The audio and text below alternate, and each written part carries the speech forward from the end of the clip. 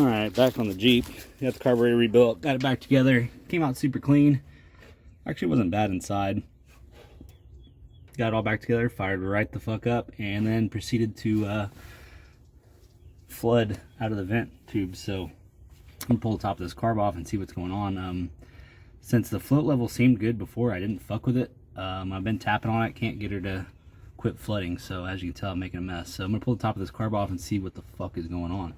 All right, well, I don't know why yet, but it's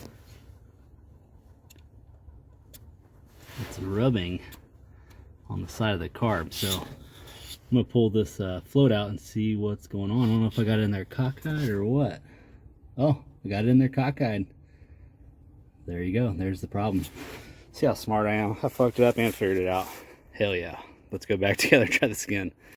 All right, let's try this again. Got it back together. Hopefully we don't start a brush fire under here with all the leaves and the gas, but make sure all my plug wires are on there good, so we should be good there.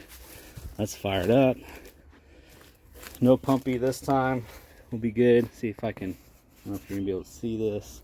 I have to put her on the floor to get her to start, but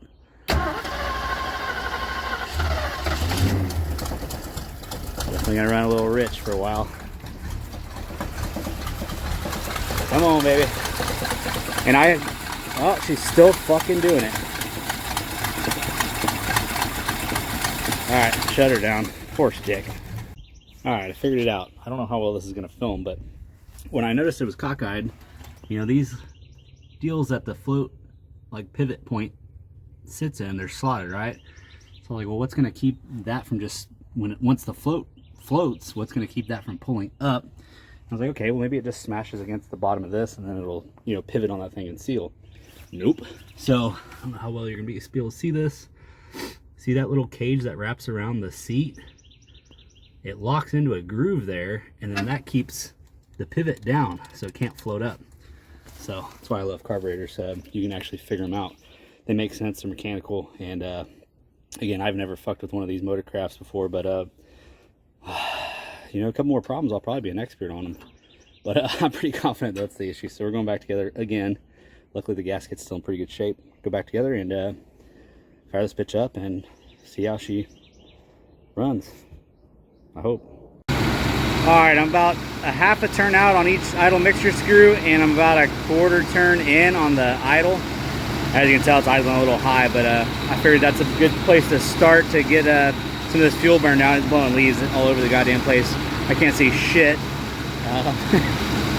Anyway, it's running way better than it has before, so I'm gonna let it run like this for a minute, and then we'll fine dial her in. I'm not filming it. For one, those idle mixture screws are impossible to get to. I'm actually using my little Focus, a little snap-on, or Mac, what is it, snap-on pry bar. That's the only thing I got flat tip that's short enough to get in there, because there's no room to get under there. So this thing's running nice and smooth now. I think I got it pretty close.